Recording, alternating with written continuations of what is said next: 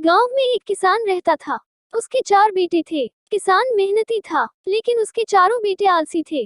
किसान उन्हें समझाया करता, पर उनमें कोई असर नहीं होता।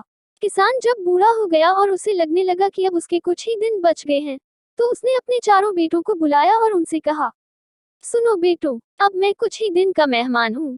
मरने के पहले तुम्हें एक राज की बात बताना चाहता हूँ। चारों बेटे ध्यान से सुनने लगे।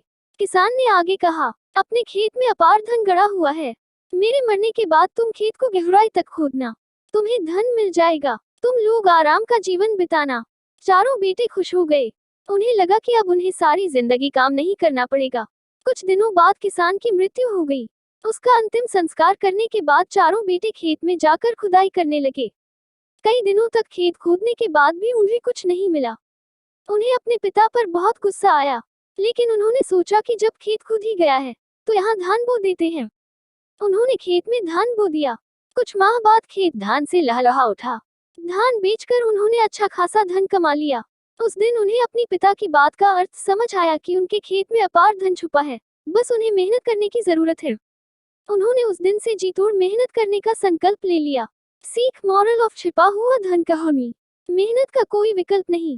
आलस छोड़ो, मेहनत करो। फ्रेंड्स, आपको ये छिपा हुआ धन ईसोप की कहानी कैसी लगी?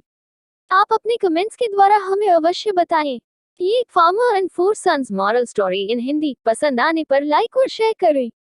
ऐसी ही और मॉरल स्टोरीज, मोटिवेशनल स्टोरीज और किड्स स्टोरीज इन हिंदी पढ़ने के लिए हमें सब्सक्राइब कर लें। थैंक्स।